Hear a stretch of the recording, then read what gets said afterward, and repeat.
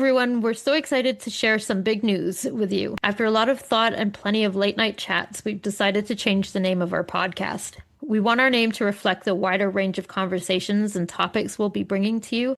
What started in one direction has grown into something bigger, and our new name represents that expansion. You can still expect the same fun, honest conversations you know us for, and we will still cover daycare centers that have not been keeping up standards and all things related to childcare funding in our province. But now we will also be diving into even more topics that matter to us and hopefully to you. Thank you for being a part of this journey with us. Your support means the world to us, and we can't wait to keep growing, laughing, and learning together under our new name. Thank you from Joanne, Cash, and Sophia, Moms on Mics.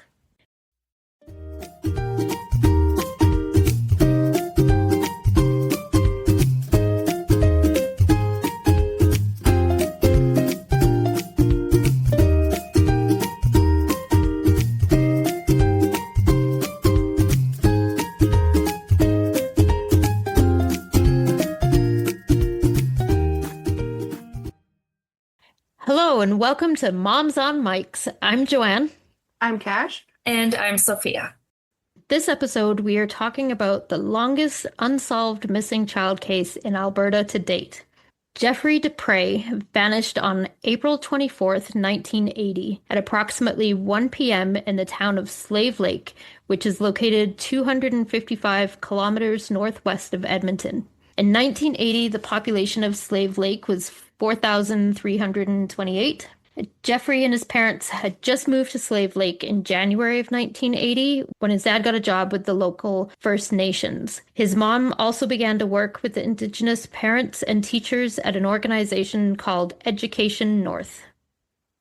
On April 24th, 1980, it was extremely hot that day, and there were 2 wildfires burning around Slave Lake. The town was drenched in smoke, with an orange sky looming overhead. One of the fires was close to a petroleum plant, which had emergency services worried, and a helicopter that was assisting with the fires had crashed, killing the pilot. Jeffrey was only 3 years old when he was playing in his front yard and got permission from his mom, 26-year-old Denise McKee, to go play with his friend Rodney next door. Please remember that parenting was a lot different back then. It was totally normal for a 3-year-old to go play with a friend next door. So please keep that in mind. Yeah, there's been a lot of backlash or like attacking of the mom on social media and stuff, because obviously today parents wouldn't allow their 3-year-old to just go next door, but this was the 80s. That was normal, yeah. Right? So different. Yeah. So different in the 80s. Even me growing up was allowed to just go outside and do whatever I wanted. Yeah. As long as I was home by a certain time. Right. How old are you, Cash? 38. Oh, okay. So, yeah. Am I the oldest? How old are you? 46. Oh. Yeah, you're the oldest. No. Dang. That's all right. No, I'm 46 too. When's your birthday? December. Mine's in June. So I mean, I'm older than you? So yeah. No. Because in December I'm going to turn 47. Oh, yeah. Oh, okay. So you're the oldest. Yeah. Ah. What year were you born? 78. Okay, I was born in 79. Yeah. Yeah, so you're 1 year behind. Okay. Yeah. So am I 45? No. She's turning 47 in December, and you just turned 47, right. Yeah. Huh. I don't know how I feel about that, ladies. That's okay. I'm still the shortest, so there's that. If that makes any difference, I don't know. I'm the tallest, so. Yeah, Sophia, that means you're in the middle for both. I am. Yeah. You're our middle child. I am. But you're probably the most responsible. I know that ain't me. So? I don't think I'm the most responsible. You think I do? I give off responsible person vibes. You do. Oh, God. I'm sorry. I'm sorry to say that. You can smack me later if you would like. Yeah, I'm gonna have to. I think I'm just so immature and irresponsible that everybody seems more mature and responsible than I am. Like I would say even Cash, that you're seem more responsible than I do. I just can't keep my shit together, so we're good. Denise went downstairs in the family's home to flip the laundry into the dryer. She then heard Rodney's dad call for him to come inside. She looked out the window but didn't see either of the boys, so she assumed they had gone inside. After 15 to 20 minutes, the doorbell rang and there was Rodney. He asked where Jeffrey was. Denise called the police around 1:45 p.m., but they told her they were busy and to keep searching by herself and ask neighbors to help. The police suggested that Jeffrey had simply wandered away. At that time, the police waited 24 to 72 hours before searching for a missing child. Denise called the police again at 2:45 p.m. and they showed up an hour later. The community, however, reacted quickly and hundreds helped search for Jeffrey. The Dupres' home was 2 blocks away from the highway. Over 200 high school students and teachers showed up the next day to search, and local stores closed to help search. Can you imagine calling the police and them saying, Oh, yeah. I'm sorry that you have a 3-year-old missing, but we're busy. Yeah, that's What the 80s. fuck? Right? And then Yeah. waiting 24 to 72 hours for a 3-year-old. Like, I Yeah. understand it's the 80s. I understand the idea of like, yes, you're 3 and you can go play next door. That's totally fine. Whatever. I get that. But when they do go missing, 72 hours. Yeah, that's crazy to me. That isn't 3 days. Do you know how far they can wander in 3 days? Like, Yeah. and how much could have happened to them? Like, aside from anything nefarious, like anyone else coming in and taking them or anything, they could just themselves wander, especially close to a highway. Like, that's just fucking crazy. It is. Okay, so the police refused urgent requests from Denise that the existing roadblocks coming in and out of town to be used to search the cars and ensure that Jeffrey wasn't in one of them. Like there was a wildfire going on, so they had roadblocks and stuff. So there was no reason they couldn't have just looked in those cars, right? Like just Yeah. have a quick look in the window. Whatever. Like it takes 2 seconds extra. Like it's already conveniently there for you anyway. Not to mention the fact they don't want to look for this child that's 3 years old when there's a fucking wildfire. Hello. Like, Yeah. Yep. my God. So Jeffrey was left wearing a red and navy blue jacket and dark pants. It's also documented that he was last seen wearing a long sleeve beige shirt with brown trim, rust-colored pants, and dark brown orthotic shoes. His height is 3 feet, so 91 centimeters. Weight was 30 to 35 pounds, which is 13.6 kilograms. Hair is curly blonde, darkening to brown, and eyes are gray. Search efforts included ground searches with volunteers and dogs, canvassing the neighborhood, RCMP aircraft, and divers searching local water bodies. A request was made from the search center for the armed forces to help with the search, but the RCMP denied the request. Denise spoke to the media explaining that the RCMP said they believed Jeffrey had wandered into the bush, but they refused to search the bush and refused to ask the armed forces to help. So if her son died in the bush, the RCMP was to blame. Shortly after, the armed forces came to help with the search. Sadly, nothing was found. Denise eventually became the primary suspect after being questioned and even asked to take a polygraph test. The police interrogated her, even telling her the stages of how her son's body would decompose and the animal that would rip her toddler son's body apart, even though no body was ever found. Decades later, RCMP confirmed she passed the test and was ruled out as a suspect back in 1980, but she was never told. Can you imagine being a mom sitting in front of these police and your child is missing? So you're freaked out, you're devastated, and they're explaining to you how decomposition works and the stages of decomposition that your child would be in at that time. Are you like, what the hell? Like, Mhm. that is just, it's awful. And for her to be the prime suspect, like, I understand that there are cases that the parents do kill the child, but to assume that right off the bat, the child is missing. You don't have a body. You don't have any evidence of a body. You should not be treated like, fair enough, keep her in mind as a suspect, but to be explaining that and how her son's body would be ripped apart by animal. That child is 3. That's just, it's sickening. Yeah, it's pretty sad. You know what it reminds me of? That show, it's on Netflix. Amy something is missing. She's off, The one that fell off the cruise ship, right? but supposedly fell off a cruise. Right, yeah. I just Yeah. watched that. I was like, I don't know how they did it though, because it looks like she just had kids, right? Because it's human trafficking. Right. And then but she was gay. She didn't even like guys. You don't have to like them to be No, but like forced to. how they did that, it's almost like the same thing because they accused the parents first because she was in the room. Yeah. I mean, it's hard to say, right? Like, I understand the last person that saw them would be like a prime suspect, right? I get that.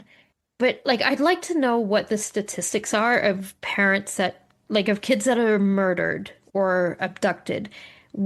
How many of them are done by their parents? I'd like to know what the statistics are that would make cops right off the bat think the parent. Like, wouldn't it be safer? You know, the parents aren't going anywhere. Like, they can't go anywhere. They've reported their child missing.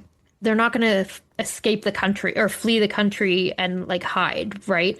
So why not look at everybody else first and then circle back to the parents later if you don't get anything? Why initially assume it's the parents?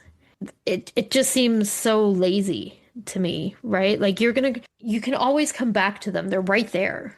But the other people you can't. But I feel like sometimes it's also common ground. Like how many kids do you see go missing here and it's usually their dad or their mom that's taken them. Yeah, but I think that those are normally in like situations where the parents are like split up, like they're separated or divorced, and it's like one wants custody over the other. I don't think that happens as often in families where the parents are together. Do you know what I mean? Am I Yeah, but explaining like it? Yeah. just kind of like a view though, right? Like society just Yeah. because they put it out there so much, it's just instinct. Just go for the parents. Yeah, it just seems like in this case, mom would be the last on your list, right? I mean, she has no history of alcohol or drug abuse or neglect. Like, there's nothing in the history that would make you think, oh, it's totally the mom.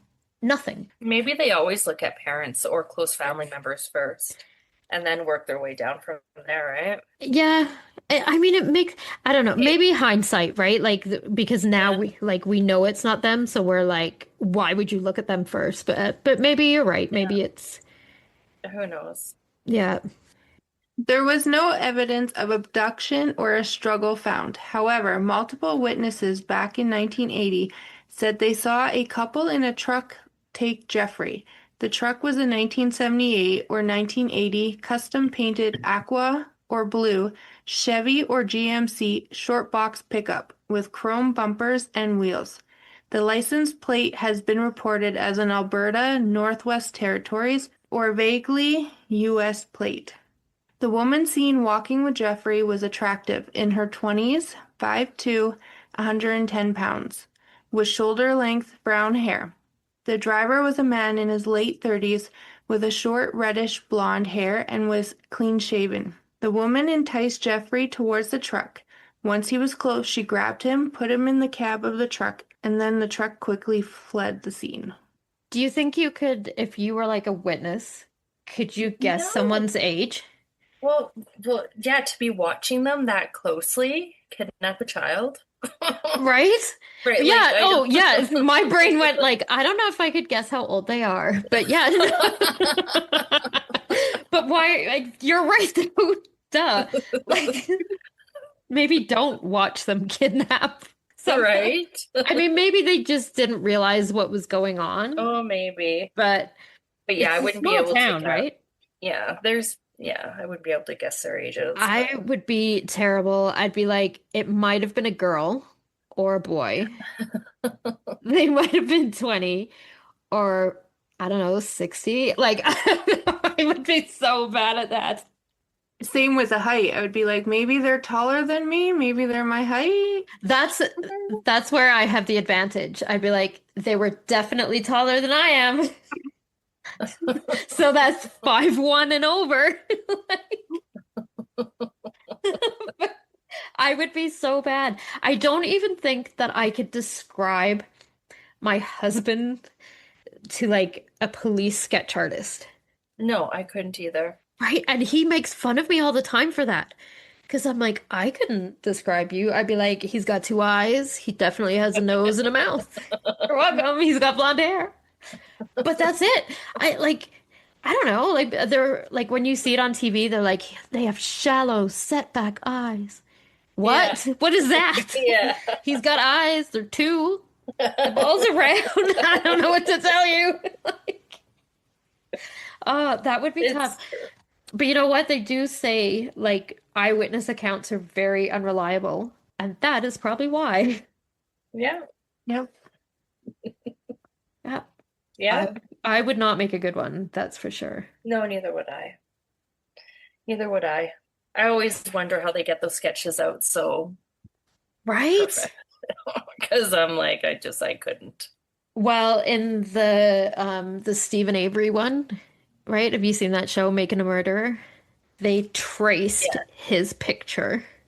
Yes. And like while the witness or whatever was like describing them, was it that one? It might not have been that case. No. Anyway, a case that I listened to recently, they traced over the guy's picture as yes, it was Stephen Avery, and it was in the first thing that he went to jail for, that he was falsely accused of, and he spent Mhm. 18 years. Yeah, that's what it was. Mhm. And they traced over his picture as the lady was describing it, which was not at all what he looked like. Like this guy was, it was like a sexual assault case. The Uh-huh. guy was like 6 foot that like did the assault and like slender and like had very distinct features. Stephen Avery is like 5'2" Yeah. and chubby.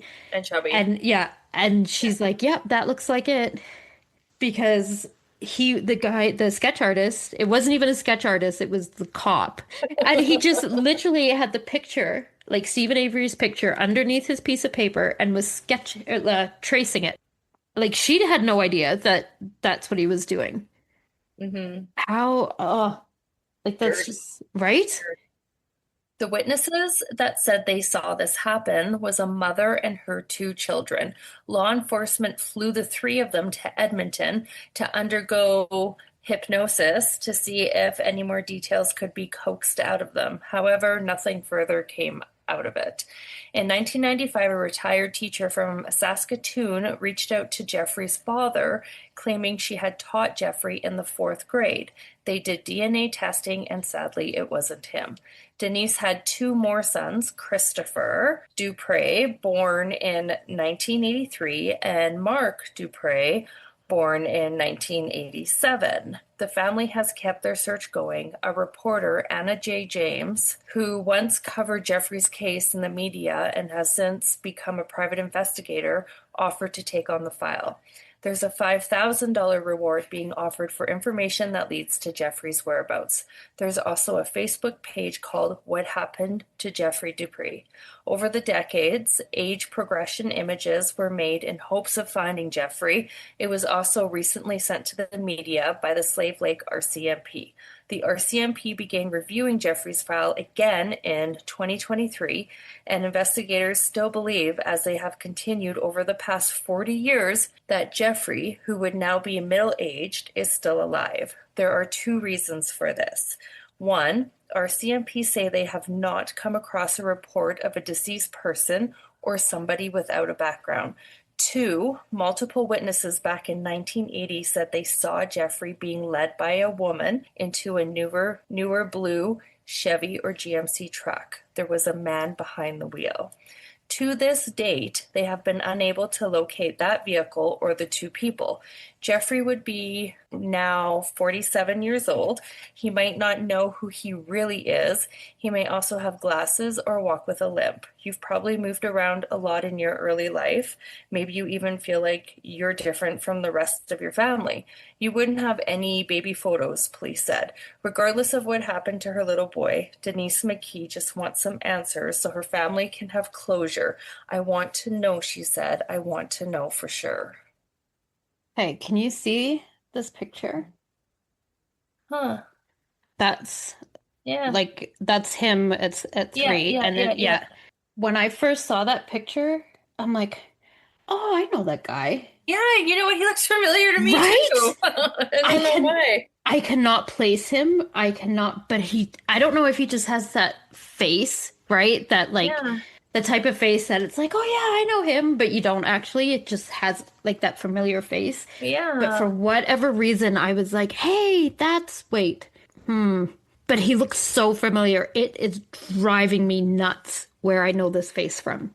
And I Yeah. mean, it could be as simple as like I've seen it on the news Yeah. and don't Yeah. remember, right? But I'm like, oh my God, like it's driving me crazy. Yeah.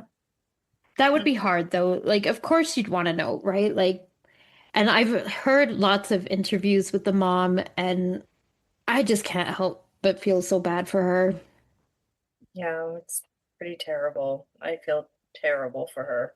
I right? can't imagine. It's awful. So it wouldn't be for 16 years after Jeffrey's disappearance that the Amber Alert system would be created, and another 6 years after that for Canada's system to be launched in December of 2002, which is crazy. I thought it had been around forever, but I guess not. With Alberta being the first province to implement a province-wide system.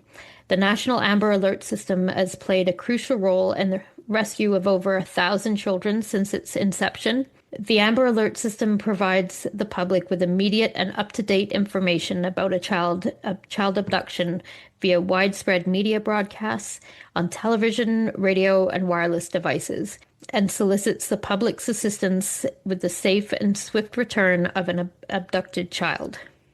The goal for an Amber Alert is to involve as many community members as possible in search for the abducted child, each community member becoming the eyes and the ears of law enforcement.